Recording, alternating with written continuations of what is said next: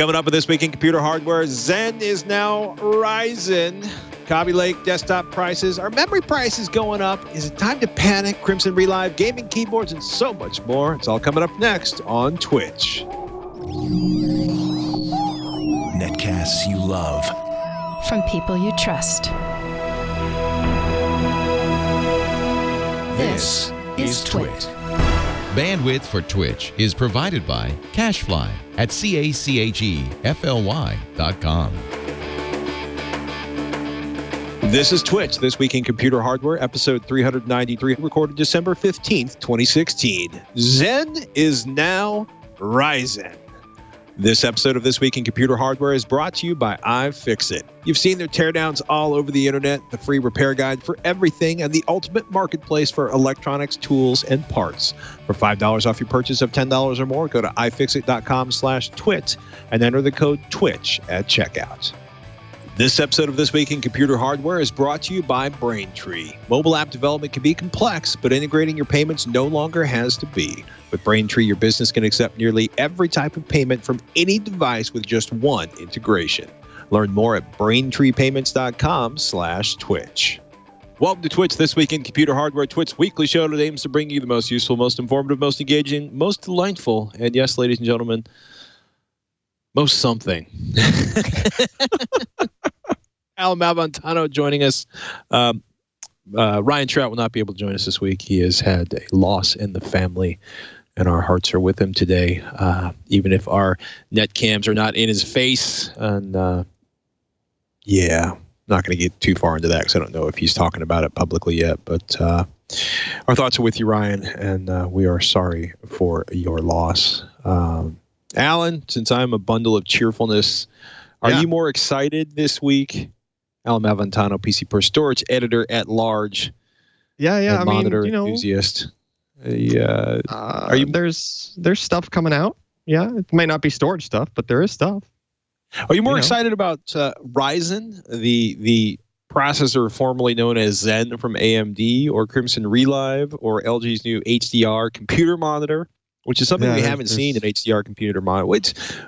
Or do you want to talk about, you want to talk about video quality on Watch Dogs 2? What's your favorite poison today?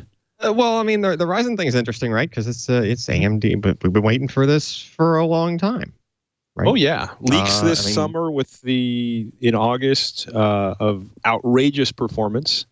Yeah, big, this is Zen for those who haven't heard Ryzen yet, right? But this is just, what the next AMD CPU is supposed to be, right? We still have some odd questions just with what TDP actually means, as far as like if it's actually the power draw or just thermal design, or I don't know. Those things are supposed to be the same, kind of, but because we saw a demo where their platform was doing one thing, but then their specs indicate that it should be drawing more power than what it was during the demo. I don't know, or more or less one or the other way. Anyway, we'll try to get those questions solved at some point. However, just as far as the CPU architecture goes, there's some pretty cool stuff in there, especially towards the bottom. I think the last few slides on that page talk about that's the one you just passed and the one before it. So there's smart prefetch and neural net prediction. So neural net prediction is basically it's the thing that's the branch prediction logic. Like when the CPU is running, it tries to predict which way the program code is supposed to go, because the CPU can actually run faster than how fast it can receive some of the information from the rest of the system. So with all that extra time and all those extra cycles and extra cores and threads and whatnot, it tries to fill those things with predictions. Like I think the next thing he's going to do is add 2 + 2. So it kind of catches wind of what happened repeatedly in the program before, and it tries to, game it ahead of time. And AMD is claiming that these prediction methods are improved in Zen. They're supposed to be better at predicting, and the better you are at predicting, the faster the CPU can go, or the more efficient the CPU can be, as far as like instructions per clock and whatnot. And then the other thing was the prefetch, I believe, smarter prefetch. Yeah. And that kind of goes hand in hand with the prediction thing, except this comes into play when the CPU needs to get information and fill its cache with information from elsewhere in the system, and just different mechanisms of doing that. So older CPUs would have done more generic things, like if it kind of was about to run out of the little chunk of program that it was executing that it had in its cache, it would just kind of reach out in the background and try to fill that cache back up with some more program to run. This looks like it's a little more intelligent than that, where it's predicting that a program might need data from somewhere else in the system memory, and actually try to get that ahead of time. So improvements, things that we've only seen like a demo or two. We don't have parts in hand to test. We can't really do true apples to apples on or our best attempt at apples to apples in comparing these AMD CPUs to Intel CPUs. Also keep in mind, this was kind of the powerhouse of the AMD CPU, right? This is the 8-core part. I believe it's was it $1,000 or a little over $1,000 for this part, I think. Yeah, I mean, we're looking at an 8-core, 16-thread, 3.4 gigahertz processor with 20 megs of L2 and L3 cache. I mean, it's a beast. Right. It's going to be their top of the line. They're going to have lower. Obviously, there will be lower end parts, but this is going to be their beast of a CPU. Definitely impressive seeing it perform on par to an equivalent Intel part in demos. That's good. They need this. Because, they've been behind for so long, right? Well, they gave up several years ago. They just flat out said we can't compete with Intel at the top end a few years ago, and they haven't. And this kind of came, out of nowhere. Like, whoa, hey, AMD cares about processors again. AMD's, doing what it takes to engineer something that's competitive. So, which is great. It's great for them. They absolutely need this, right? They've needed it for a long time. So, they need to be competing better. Speaking of competing better, though, the other story, Crimson ReLive, which is it's ReLive. I spoke it wrong. They intend for you to be able to relive your gaming moments, I believe is their catchphrase they were using. We had a stream just the other day, actually a couple hours before the stream that AMD did, where they were talking about Ryzen. We had some AMD guys in our studio here in Kentucky, and we did a little over an hour live stream with them, asked them about a bunch of software stuff related to their GPU drivers. Also good stuff, good improvements taking place there. Good to see that they're able to concentrate more on features as opposed to squashing bugs or trying to make things more compatible, right? They're moving on to, bigger and better things, basically. Well, that was one of the big things we were talking about last week, where when you look at the RX 480 now, right? It's they're getting gains of 7-8% across a lot of popular titles, maybe 4 to 8, but that's bringing it in sort of bringing it up to where we're seeing comparably priced NVIDIA parts. The big thing though is are we calling it ReLive or ReLive? It's the Radeon ReLive application. Yeah, that is how they say it is spoken. Which is essentially AMD's every couple of years, big software bump, and this one's kind of bringing them up to speed with the GeForce experience in terms of capturing and streaming. Right, because it looks like it's pretty easy to use. Yeah, their solution to that before was in the form of an add-on third-party software package that handled that capture stuff, which they kind of ditched a little while ago, and there was kind of a gap there. But now they've rolled out their own solution, and looks like a way more elegant solution, right? Because elegant's good. It's integrated with their. It is still technically an add-on package, in that if you don't want it installed, they don't really opt you into it without choice when you install their driver. It really is a thing where you have the option, if you want to put that on your system, if you're going to be doing that kind of stuff where you want to capture, fine, you can install that extra piece.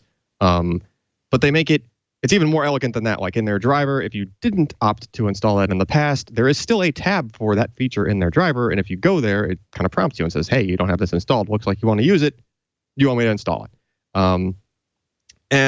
The elegance kind of extends into, it's just that same kind of unified interface that they have in all of their control panel stuff, which actually to me looks like they're kind of surpassing NVIDIA on like just how nice their GUI looks for configuring their driver. It's very responsive, that sort of thing. It's just like, looks cool, right? It looks like, done in a simple fashion and making it easy for people to change settings and whatnot. But as far as like the capture stuff itself, it's also looks pretty cool. Nice integration. It has a GUI that pops up based on a hotkey. It's since it's integrated with the driver, like it's very smooth. It doesn't really have an effect on the background performance, even when you have the overlay up. I think the performance hit they were claiming was around 4% if you're doing capture, like of the thing you're trying to play, which is, you're going to see that even like on video, you're going to see a similar kind of performance hit. But it's good that it is a relatively low performance hit, just a couple frames per second, given, whatever it is you're playing, right? Not bad for being able to do a straight capture of your output to your drive. All sorts of other support for webcams, and if you're trying to do streaming, they support, I think it was like 6 or 7 different streaming services. It was only a couple of the big ones in the US, but they're supporting streaming services worldwide, right? So that's kind of region locked based on whoever it is you're trying to use for streaming. But yeah, it's all just kind of there in one package for you to be able to just use as a streamer and have AMD hardware and just not have to worry about any extra third-party stuff anymore. Just something that's all supported. Yeah. I was going to say, because it also came out HDR10 support and Dolby Vision support come out with this release. Radeon Chill I thought was interesting too, where they're you turn on Chill and you have that significant like wattage consumption reduction. Yeah, it's reducing wattage based on reducing it's like frame rate limiting, but it's more dynamic than your typical frame rate limit. Like you can go into an AMD or even an NVIDIA driver. You could say, I want my frame rate limited to X, and you just pick a number and it'll always do that. But if you're trying to save power, which is kind of like while you would do this, right? You're trying to scale back how many frames per second your GPU is throwing out to your screen. But imagine if you were playing a game and when you were active in the game, you wanted your frame rate higher. But when you're just idling, like if you're playing one of those games, like where you typically are just kind of sitting around in a room, this is some kind of third-person game where there's a bunch of other parties in the space or whatever, but everybody's just kind of chatting and you're not actually doing anything, and most of the time you're not even typing on your keyboard or anything, not moving your mouse. This can actually dynamically, based on sensing that there is an idle period there, it can scale back on your frames per second. So it'll pull back to, I think the minimum number it'll go to is about 40 frames per second. Which is probably their threshold of pain for, if you go lower than this, you're going to start noticing. But 40, I mean, we watched this in our studio actually, and they had a game where they were moving around versus standing still. And aside from just some stuff moving in the background and us being reviewers kind of having a trained eye on what to exactly look for, like the average person probably wouldn't notice the difference. You're not moving around, the scene's not really changing.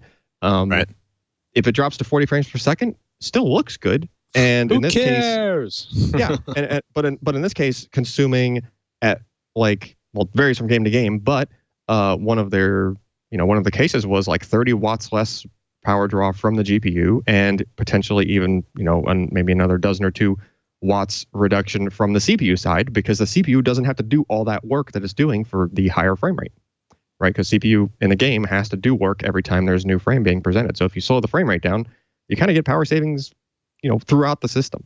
And this is kind of a thing that's meant more as a savings for like a internet cafe kind of deal, right? Like a place where you have a bunch of systems in a tight space and they're kind of worried about power consumption of a bunch of people playing a bunch of games that are, consuming a bunch of power. But if you're, it has other uses. Like if you're off grid, you want to be a gamer and you're off grid and you're on solar or something like that, you knock 100 watts of power draw off your system while you're just sitting there idling in a game. That's significant. That is significant. Yeah. Yeah. No, yeah. it's So good cool stuff. Yeah. I like it. Oh my goodness. One of the things people were looking for earlier this year, we talked about it on Tech Thing, was HDR ready computer monitors, which don't really exist unless you want to put a 4K living room screen on your desktop, which never really works out as well as people think it should. So CES announced ahead of, or I should say LG announced ahead of CES 2017, their upcoming monitor lineup. And one of the big ones is you're seeing right now, if you're watching on video, the 32UD99, a 32-inch 3840 by 2160 IPS display that's covering 95% of DCI P3 color and offers HDR10 support. So HDR10 is good. That's more significant than people might realize. 95% of DCI P3 is not an easy thing.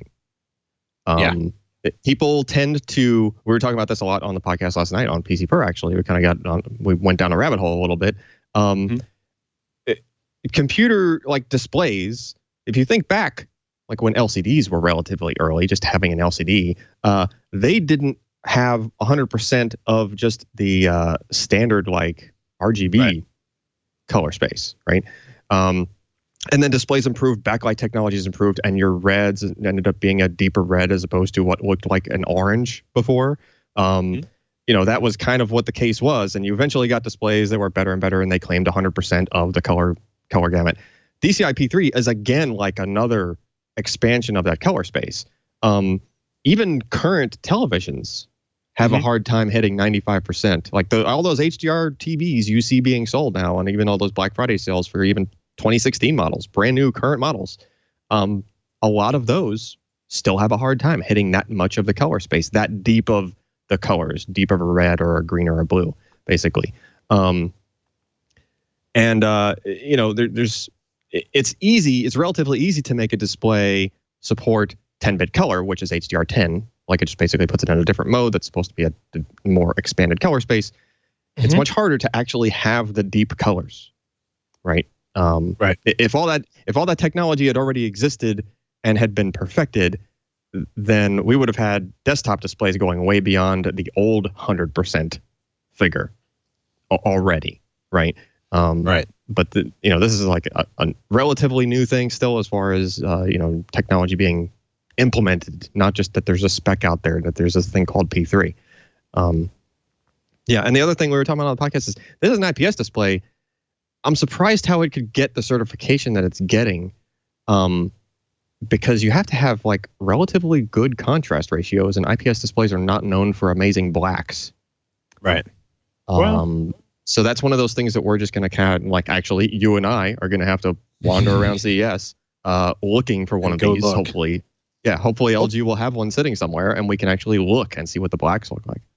Hopefully they'll have one in the booth, and it'll be easy to find. It'll probably be behind like several feet of glass, or several feet from several feet of glass. Yes, and invariably glare showing off a lot of things. Yeah, exactly. It'll be impossible to tell. Well, probably. You do what you got to do. My bigger curiosity is to see one of these running on a PC and seeing how the color space thing works for HDR. Because that's kind of a thing it's not like tested, right? It's, you know, you can't just be in the regular color mode, or vice versa. If you take one of these HDR displays and you somehow have it in this HDR10 mode with this DCI P3 color space, if the operating system doesn't understand what is there, you will get, it'll try to do full red, but full red on this is actually like twice the red. Or, you know, I'm kind of, you know, just you're saying too much red.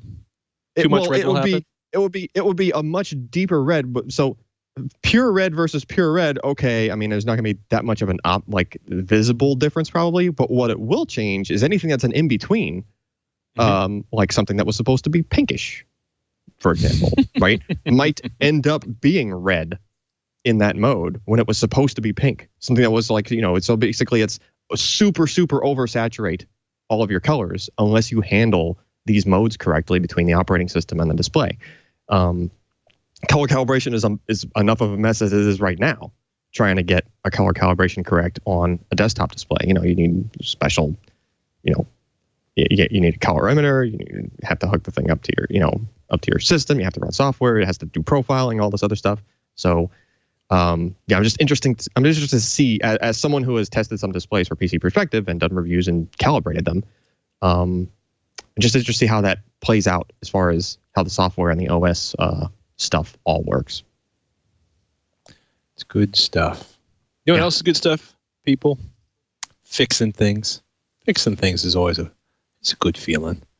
This episode of This Week in Computer Hardware brought to you by iFixit, with more than 22,000 free repair guides and 90,000 troubleshooting solutions.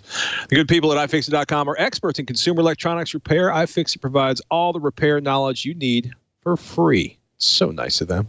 They also sell a wide array of parts and tools to help you get the job done. They know what they're doing, so they built a toolkit that does too, the Pro Tech Toolkit. It's so good. Completely reimagined design, but just as rugged as portable as before. And man, you know, it really shows their obsession with detail, right? Because the old kit, amazing collection of tools, but you kind of had to unstrap things, and you know, it was a two-handed operation. This time, you know, durable canvas case, hand-selected high-quality steel bits. This all sounds familiar.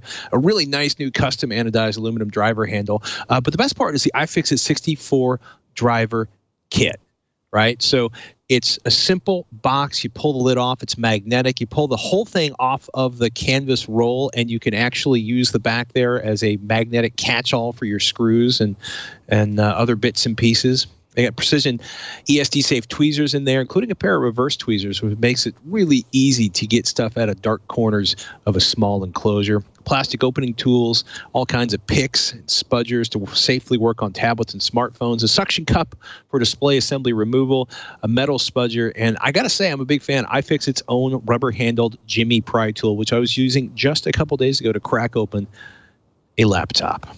Pro Tech Toolkit is the last precision toolkit you'll ever need, and that's why the Pro Tech Toolkit is backed by a lifetime guarantee. I like that. They believe in their products, and they're backing them up, and they got all the weird little bits you need to get into things that maybe the manufacturer was like, if they can't find this screw, they'll just buy a new one. Fix it, people. The people at iFixit.com. Never stop preparing. With this toolkit under your belt, you won't either. Head over to iFixit.com/twit and use the code TWiCH at checkout to save $5 on your purchase of $10 or more. Even if you don't buy anything, you can still use their free repair guides, troubleshooting answers forum, and other educational resources on their website anytime your tech has an accident.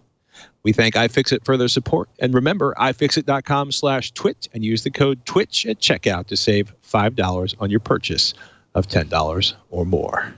Good stuff. I am definitely a customer. Definitely. Yes, you are. Oh, and there man, are some bits in the new version of that kit that are not in the old one.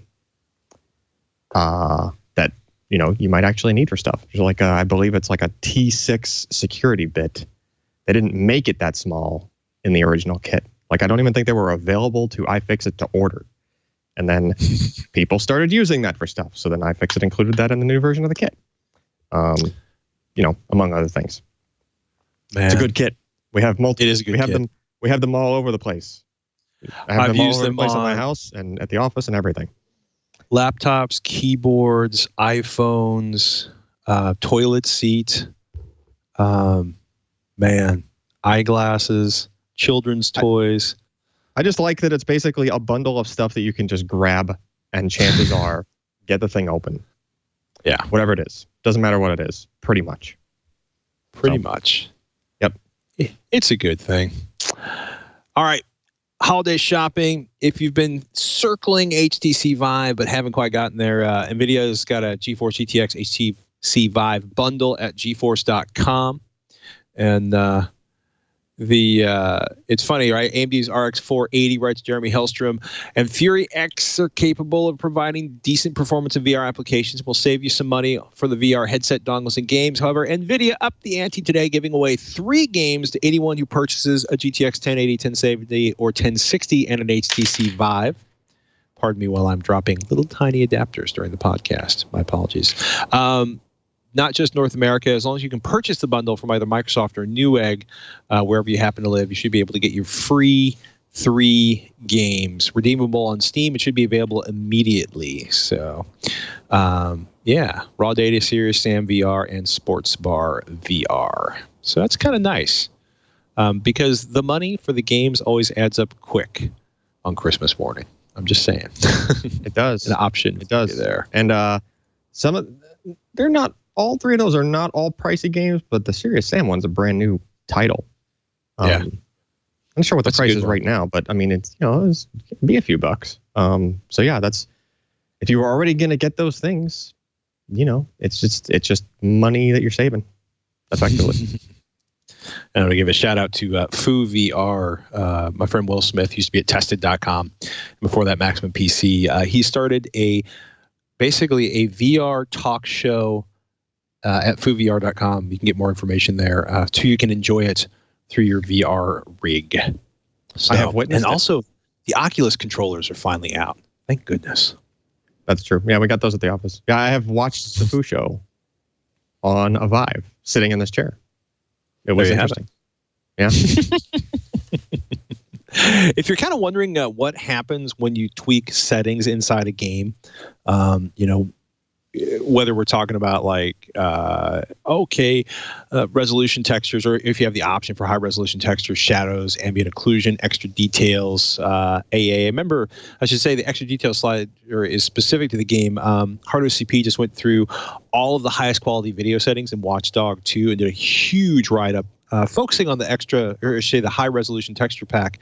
But it's interesting. If you kind of want to get a feel for what maxing things out looks like and whether or not you can actually see the difference, head over to hardocp.com. It's worth your time on that one. I was thinking about that while we were thinking about games earlier.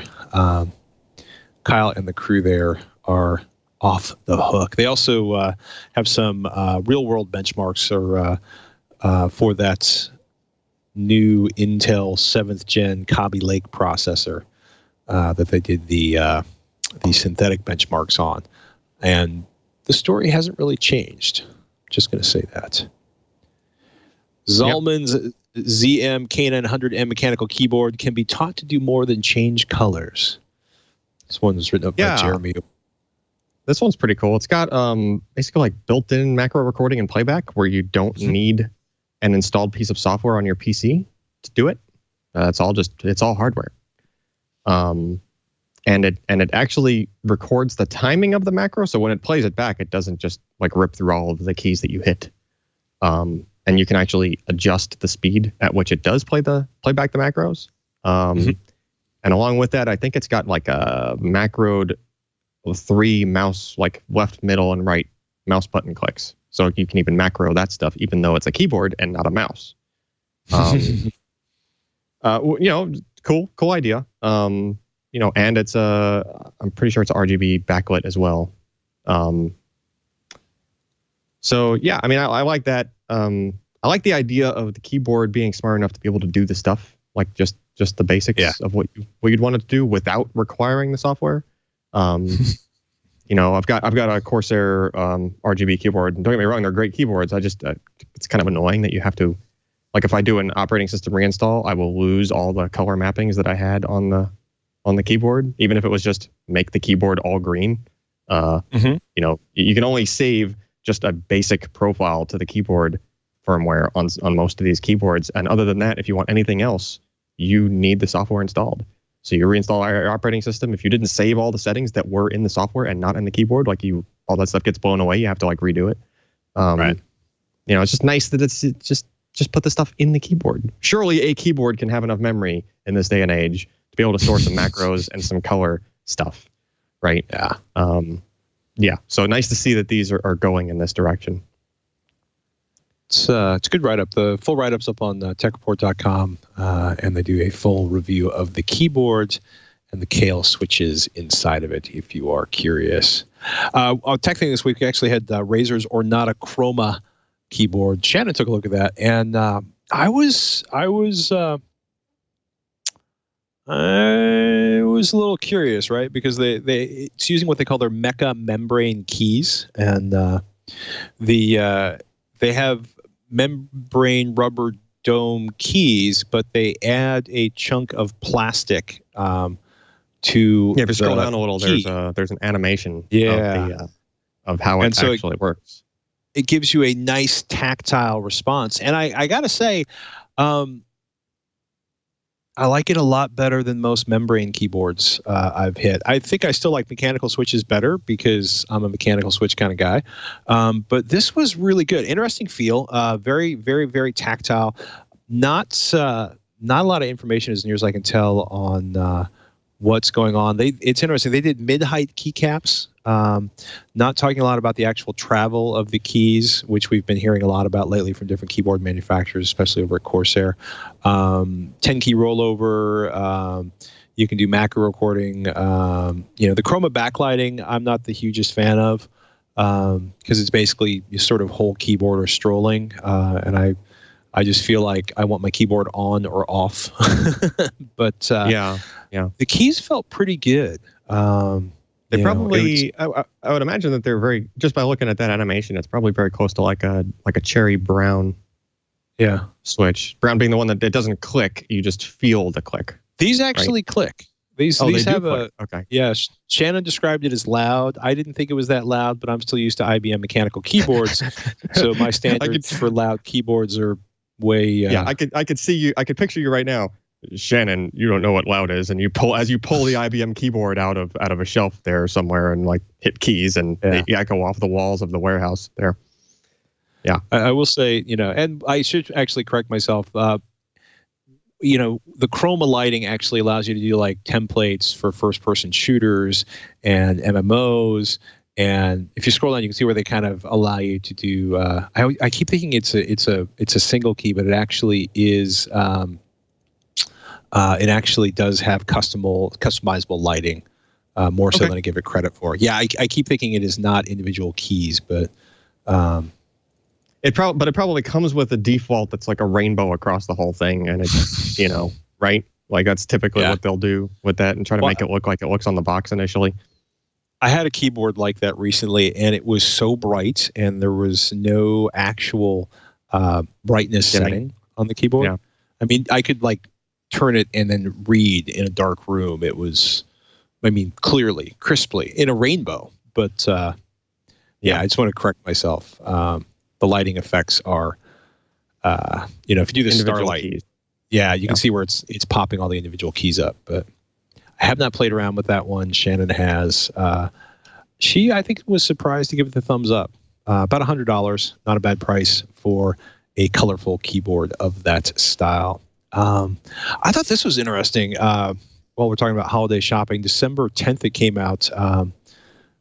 Seagate and Amazon partnered, Tim Very wrote this one up, to offer a new USB external drive called the Seagate Duet, which is basically an external drive from Seagate, except that it automatically keeps files synced between itself and the user's Amazon Drive cloud storage, which is basically unlimited, I think, for $65 a year, give or take. So it's a 1 terabyte drive, 2 platters, spinning at a leisurely 5,400 RPM. It's $60 a year for the Amazon service. It's but this is just, it's integrated with a piece of software, right? It's not like the drive is just going to do this even sitting on your desk unpowered. It's just going to be in sync with Amazon, although that would be nice. It has to go through your PC. You have to install a piece of software, but that piece of software basically just keeps whatever's on this drive in sync with Amazon, which is that's convenient, right? You have to keep that system running. You probably have this plugged into your system at home, but it is handy to have a local copy of all that stuff that you can access much quicker than you could the stuff that's on your Amazon cloud. And it kind of matches as what the typical use case would be, right? You would have a chunk of stuff on your computer that you would want off-site and protected. Well, it seems handy to couple that with the idea of an external drive for the majority of people nowadays that probably just have a laptop. And the fault that most people will have is they will get an external drive and then they will assume that they can just unload everything on their laptop onto that drive and everything is all nice and safe and backed up. Not realizing that, hey, that was the only copy of your information now that's sitting on that external drive that might get banged around. Well, now you couple that with a solution that just takes all the stuff on that thing, pushes it up through the internet as you're adding things to it, and just syncs it with something that's offsite. So now, one day when that drive does fail, because it's an external drive. It's getting banged around. It's not going to last forever. Just like anything else you store bits on. At least you have that stuff in another place. And it's by a company that's managing it. And chances are that data is in a redundant form even with them. So not only is it off-site, but it's duplicated like in some form where they can handle a hard drive failing and you didn't just lose all of your stuff in Amazon Cloud, because that would be a horrible business model.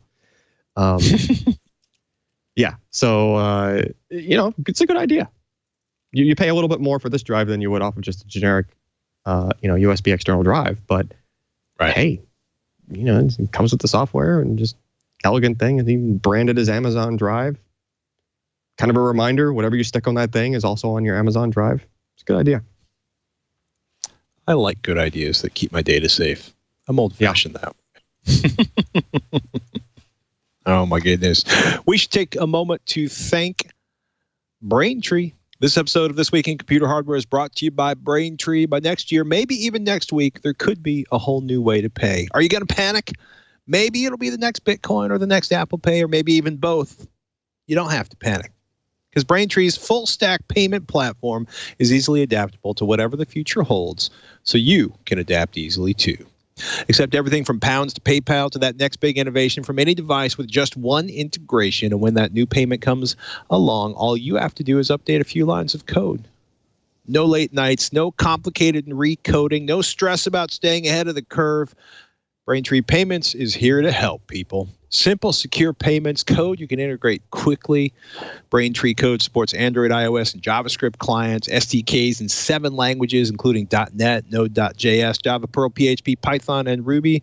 And people who code tell me this is elegant code with clear documentation. Save yourself trauma, save yourself pain, and keep collecting the money you need for your business. Braintree gives you an easy way to accept multiple payment types with one integration. Integrating it into your app is as easy as inserting a few lines of code. Learn more at braintreepayments.com/twitch, and we want to thank them for their support of This Week in Computer Hardware. I like things that work. I do not like our next story very much. Wow. I first heard about this I was talking to some folks back in September who said, you know what, DRAM prices are going up. And I was like, really? And they were like, yes, the big thing.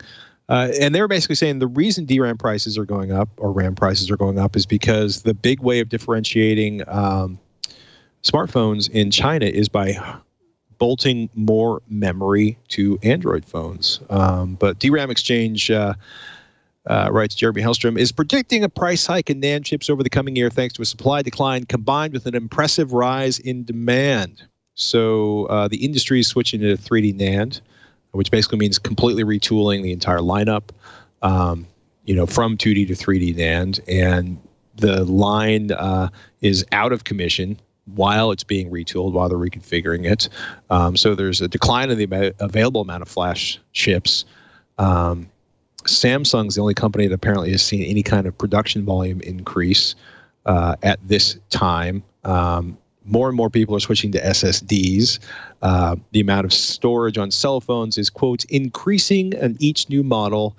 And what happens when you have lowered supply and increased demand is that the price goes up.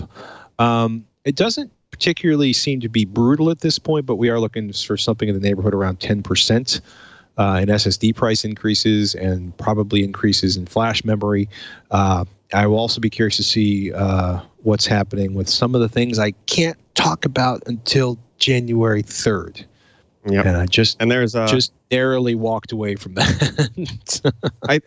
So the way that this is actually appearing to play out, because some of this is already happening, right? Sure. Really, the end result is more of SSD prices just not coming down as quickly as they should, as opposed to, it's not like you go from one day to the next and poof, every SSD costs 10% more or even 15% more, right? It's just that steady reduction in cost per gig over time just kind of gets stalled a little bit while all these fabs transition from 2D to 3D, because 3D is obviously the way to go just for, capacity on a die. It just makes sense. And you got to realize it's somewhat staggered as well. It's not like all of the manufacturers have all at the same time shut down all of their production lines and then, everybody must switch to 3D right now, and that would be bad for business, right? Nobody's selling any. So, Samsung has been at it for a while. Like, if anything, they're shifting more of their lines from 2D to 3D. Right. More of their remaining production lines. There are other companies, like, IMFT, the Intel/Micron flash. They're making 3D, so they have fabs doing that, and they're already, you can already buy like an Intel 600p SSD that has 3D NAND on it. There's already enterprise SSDs from them that have 3D NAND on it. There's more coming. So it's kind of, transition's already kind of like half done as far as, shifting to the 3D stuff. And also, fab shifts happen all the time. This one is from 2D to 3D, but fab, NAND flash has gone from 50 nanometers to 34 to 25 to 20. Like, it's just, the shifts happen. They have to retool every time that happens. So this might be a little bit more of a shift than usual, but I think some of this might be just kind of, some of the journalists are kind of embellishing because, they've probably got a lot of traction on the hard drive story when there was flooding and hard drive production lines stalled, and there were legitimate price hikes in, like overnight increases in hard drive costs. Well, I don't know. It's certainly a story with traction, because I started hearing it from vendors this summer. They're like, we're running into supply issues and prices going up. Yeah. And some of that might be coupled with just the fact that you are shifting from 2D to 3D. You're going to start seeing less 2D available. So for people that were used to ordering that particular flash part, like, that part's going to dry up, and you're going to have to shift your architecture or whatever changes you need to make, with your flash controller, whatever the thing is that talks to the flash memory, right? Those shifts have to happen too. So there's actually some product updates that have to happen in order to facilitate this shift, which is a little bit more, of a change than it was in the past. Previously, if you just went to a smaller process of flash, you didn't change that much on the interface. I think they're kind of, the shift to 3D gives you other changes come with it architecturally, where you kind of have to do some tweaks to the controllers a little bit more than you did in the past. Basically, you can just plug in the new stuff and tweak one number in a firmware or something like that and just make it work.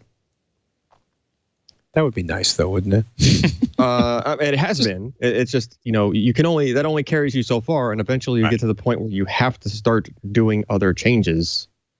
Kind of like when you shift, imagine like DDR3 to DDR4, right? You had a big physical change. It transfers data differently than DDR3 did. Like, eventually you get to the point where the old technology only pushed you so far, and you have to make bigger changes. Right. It's a non-trivial change. Yeah, the shift from 2D, don't get me wrong, there is still way more on the inside changed, like within that die from 2D to 3D, obviously. Like, it's now you're vertically stacking NAND flash cells and whatnot. So those are much drastic, very drastic changes. But a lot of these guys, when they made that change from 2D to 3D, they also took advantage of other things they could have, like better ways to make things more efficient that meant you had to talk to the chips differently as well. You couldn't just talk to them the same way. And besides, why would you make it all completely legacy when you could have actually gotten like maybe some more speed or some, better random performance out of a given piece of flash, right? Right. Oh, wow. Yep. We wait with bated breath. Jonsbo, which if you're not familiar with them, they're OEM. They're out of Hong Kong. They, amongst other things, do Newegg's house brand Roseville, notes Mr. Very up on PC Per. New micro ATX chassis, the VR2, 14.9 by 9.4 by 15.8 inches, using a cold rolled steel frame along with 3mm thick aluminum magnesium body panels and a 5mm tempered glass side panel on both the left and the right side of the case. It'll hold ITX or micro ATX motherboards with 4 external PCI slots available for expansion cards. I like it. It's pretty stylish. Yeah, so this is not a case that is like retail available yet. It is one that has to be picked up by somebody. For example, this company rebrands some of their lines as Roseville, which is a brand that Newegg sells. Like, these are the guys that make those. So hopefully in the future we'll see this case as a Roseville something, for sale at Newegg or some other supplier. It's a pretty distinctive case, so we'll pretty much be able to identify it immediately. Whatever name it's called, like you'll be able to spot it and go, oh yeah, that's that case we saw. That was the VR2 case. But I like it. I mean, I'm a fan of Lee and Lee cases, and this is very much a Lee and Lee style. With the brushed aluminum look on the front and sides, and real clean face to it and everything. Yeah, nice looking case. It has potential. Hopefully, it'll get picked up for distribution in the U.S. Oh man, Kaby Lake has sprung a leak. So the Intel 200 series chipset, which is a particularly weird title. It is. Wrote this one up. Tech ARP posted that they seem to have the specs of the upcoming Kaby Lake processors, which are not being distributed to journalistic filth such as ourselves yet, and the Intel 200 chipset. Core i7 7700K, $349, 4-core, 8 threads, running at 4.2 gigahertz, with an 8 megabyte L3 cache and a TDP of 95 watts, although I think that may be high. A non-K version will run at 3.6 gigahertz, a 65 watt TDP, and will sell for $309. And quote, the chipsets will encompass series similar to the previous generations of Intel, including the LGA 1151, Z270, H270, Q270, B250, and Q250 series. No information on the socket for the server level boards or the X299 boards, but you can kind of guesstimate, suggest, Mr. Elster. I mean, what this really means, just for probably the typical listener of this particular podcast, is like your Z170 board is about to get superseded by a Z270 consumer board, and there will be X299 stuff coming. That about sums it up. Basically, yeah. And then these are just the CPUs that go with it. And we touched on the 200 series stuff in the past, the Z270 stuff, and then basically that chipset adds another 4 PCI lanes to the chipset part, so you can connect more stuff to the chipset without stealing extra lanes away from the CPU. Stuff like that. Yeah. It's kind of incremental improvements right now, because this CPU architecture is, again, it's like the third tick or whatever the heck they're calling it. It's the waltz. It's the third step in the waltz thing, and it's supposed to tick-tock, which is what it used to be. So the chipset is not going to be also an amazing... I think it's a tick. Or is it a tock? Tick-tock, I think, is what it was supposed to be. That's why it reminds me of a waltz. Anyway. Yeah, no, I'm with you. Yeah, it's just kind of... it's kind of the thing where, if you're building a new system, sure, do this stuff, right? But if you have a Z170 system with a capable CPU already, you're not going to drop everything and sell off all your stuff and upgrade to this. It's just, it's just kind of it's better, but it's not the so much better that you, oh my goodness, you have to have it better. Yeah. Right. If you have a 3-year-old system, it's a much more compelling upgrade than if you have, say, a Skylake system like I do right there. Yeah, because with this stuff just coming out, you're probably going to have another year before you see that next tick, which is supposed to be the legitimate one. Mm-hmm. So if you're taking Christmas money from your folks and you want to build a system, you probably want the Z270, and I doubt you're going to wait another full year for the next stuff. Yeah. Oh my goodness! If you're hearing a strange noise in the background of my microphone right now, it is a full-on rainstorm, which is hopefully not floating my house away. Not that I'm in my house, but my house is not that far away, and my goodness, it is raining.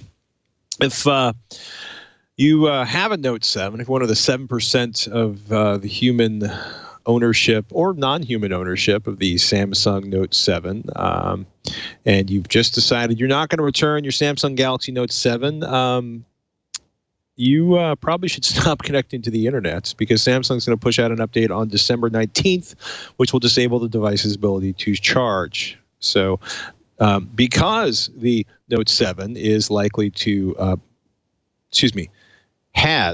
not likely to, because some Note 7s have burst into flames in places like cars and airplanes, Samsung has recalled them. You should have returned it already and gotten something to replace it with. But if you are just, I'm going to live on the edge and see whether or not I can burn my house down or take out an airplane, because you're that kind of, young man or young woman or old man or old woman or just crazed freak, Samsung's going to shut you down.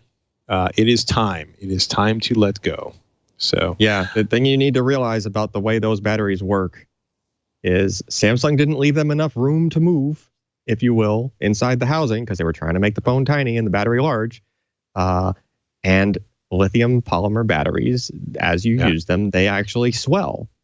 If it's swelling into a space where there is no space, then the laws of physics apply, and you start squeezing other things. In this case, you start squeezing the plates of the battery together, the actual rolled film together. You squeeze it together too hard, you make a short. Shorts out. Hate that. Short out a battery. Bad thing, makes heat, lights the phone on fire, or maybe something next to it, right? So the thing to remember, though, is like the more you use those batteries, the more they have a tendency to do that. It's an effect of the battery. It's what happens when you charge and discharge it, when you cycle it. Right. So you're really just, I don't want to say it's like not if, but when, but with the way this is designed, it kind of is, which the fact that they're doing the recall, saying we want all of them back, and actually going this far is to make it so that these things just won't charge anymore. Like you'll only be able to use it plugged in, I believe. Right. Yeah, and then the other part of the story is that Verizon just is like, oh no, we want our people to be able to make an emergency phone call, but who cares if their phone lights their house on fire? I guess you're not going to make that. You have an emergency emergency. phone call. Wait till you're making the emergency phone call with your phone on fire next to you. Yeah, that's a really hairy emergency phone call to be making. My phone is on fire. Please help. Send help. Yeah, just stop. Yes, I mean seriously, if you have one of these or you know somebody that does, just come on. They can get another one. They can get a replacement. That's not this phone. They can't get another Note 7. They got to get something else. Just to swap the thing out. Yeah. Oh, goodness. With that, ladies and gentlemen, we are going to end on a high note. Our faces firmly on fire here on This Week in Computer Hardware. Al Malventano can be found at pcper.com. You can find me, Patrick Norton, at TechThing or at avexcel.com. And with that, ladies and gentlemen, our thoughts go out to Ryan. And hey, take it one day at a time, people, and enjoy the people you love. Go hug somebody you love today. Hey, real quick from the chat. Supposedly Verizon just changed their mind as of today. Even Verizon can get smart.